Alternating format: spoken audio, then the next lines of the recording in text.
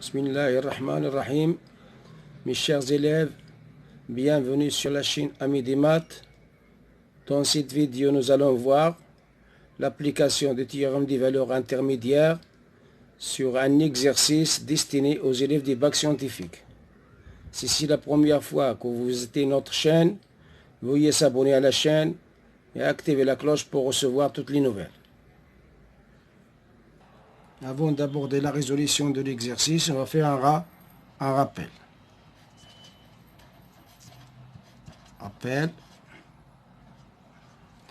Premier rappel, pour montrer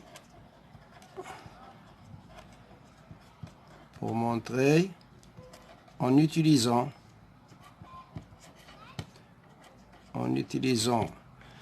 le théorème des valeurs intermédiaires,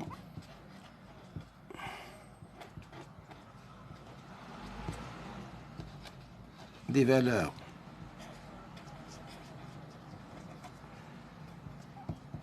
intermédiaires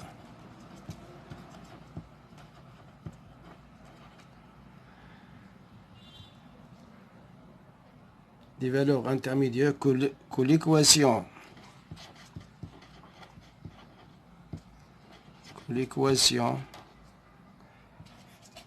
f de x est égale à 0 admet au moins, j'insiste sur au moins une solution dans l'intervalle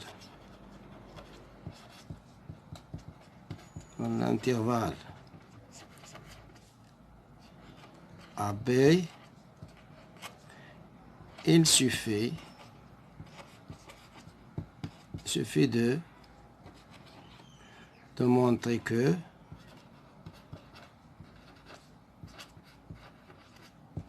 la première chose, F est continu sur AP.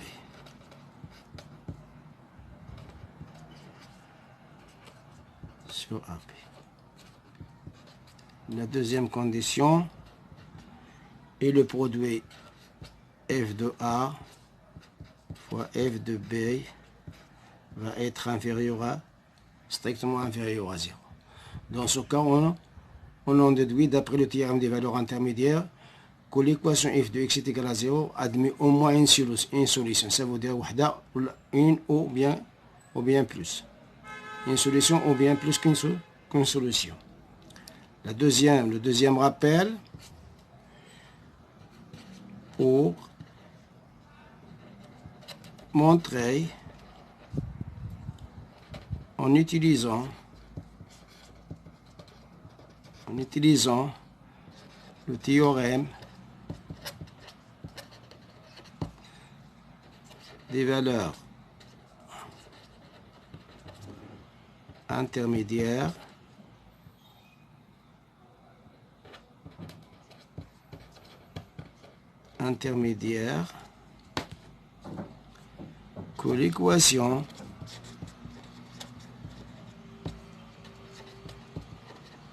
que l'équation f de x est égal à 0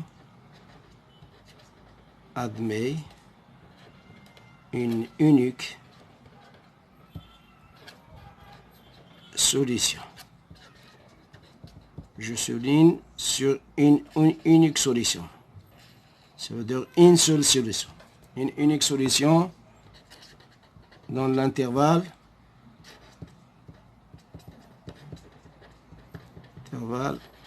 AB.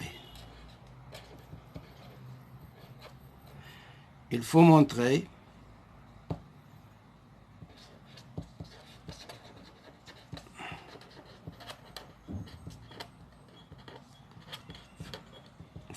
que la première chose, F est continu sur AB,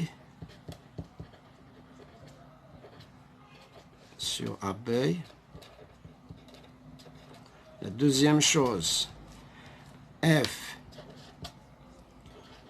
est strictement décroissante ou bien strictement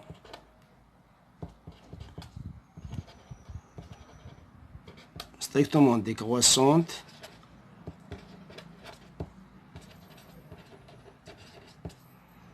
sur AP.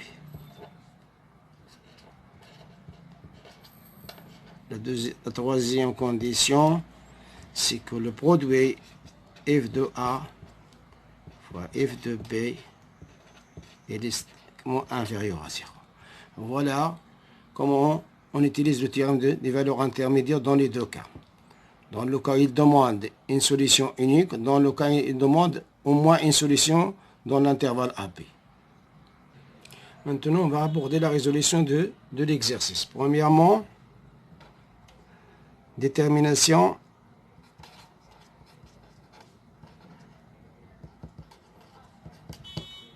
de DF.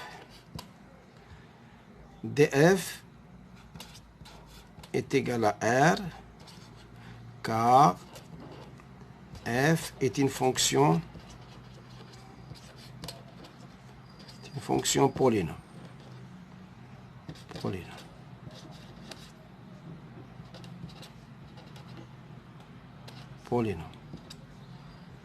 Voilà le domaine de définition. Le domaine de définition, c'est R, parce que f est une fonction polynôme. La deuxième question, étude des variations de la fonction f sur df. Étudier les variations de la fonction f sur df, ça revient à calculer la dérivée de la fonction f et étudier son sin, et puis on va déduire les variations de la fonction f sur df. Maintenant, on va calculer étude des variations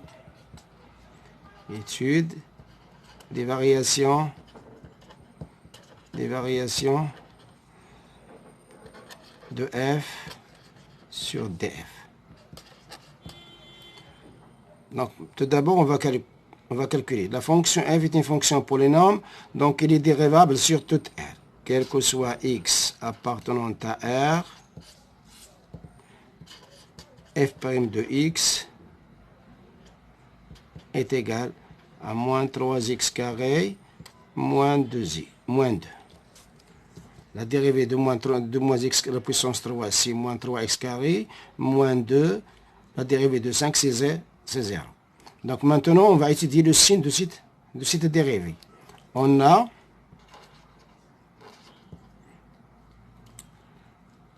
donc la dérivée, je vais le factoriser, je vais mettre moins en facteur, je vais factoriser par moins 1, 3x au carré plus 2. Voilà la dérivée.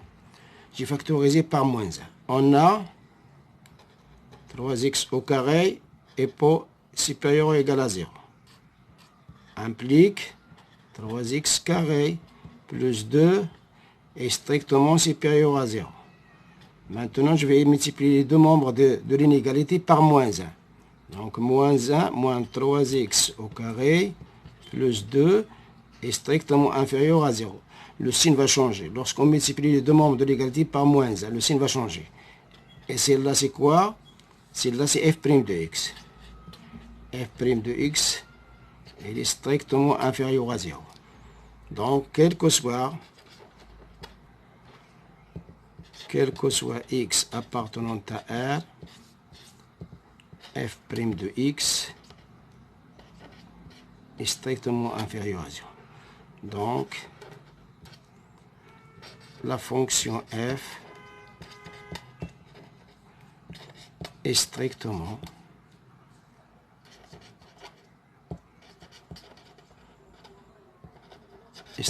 décroissante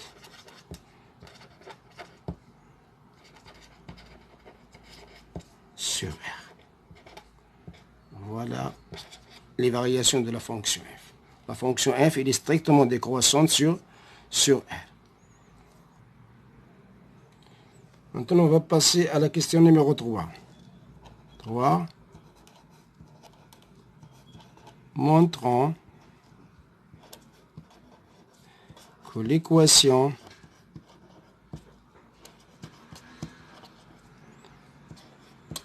f de x est égale à 0 admet une unique solution dans l'intervalle AND. Donc, vous remarquez, il nous demande une unique solution.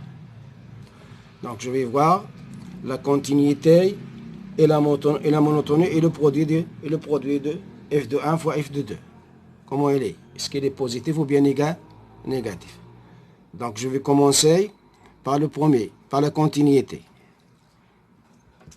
F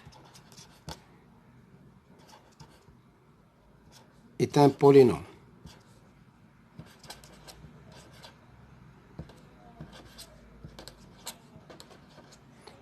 Donc il est donc f est un polynôme, donc il est continu. Il est continu sur R et en particulier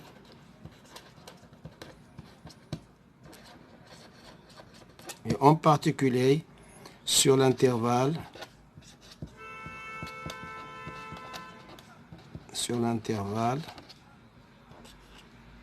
AND. Voilà la première condition, il est vérifié. F est un polynôme, donc il est continu sur R, en particulier sur l'intervalle AB. Le deuxième, de plus, comme on avait dans la deuxième question, F est strictement décroissante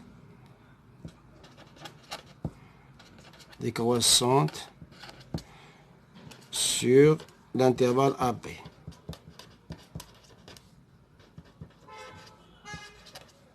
Sur l'intervalle AND. Voilà la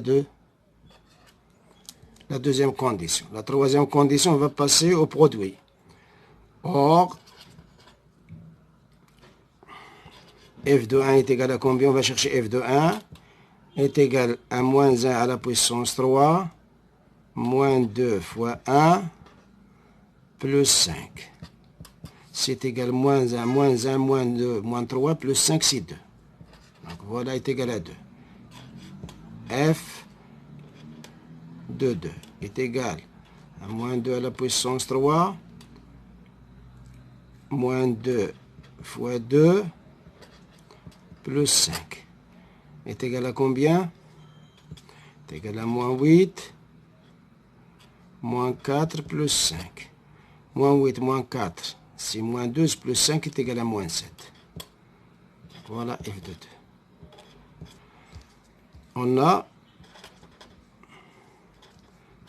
f de 1 fois f de 2 est égal à 2 fois moins 7 est égal à moins 14, strictement inférieur à 0.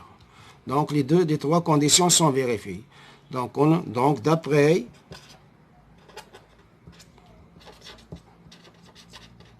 le théorème,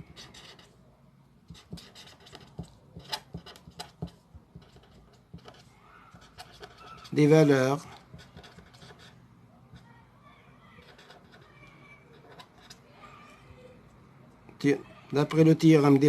intermédiaires,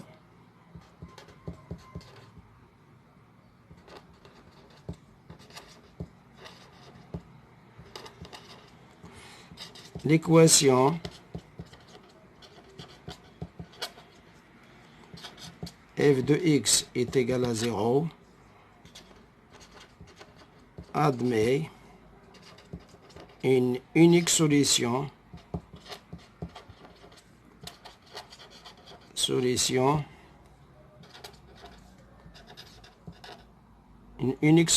dans l'intervalle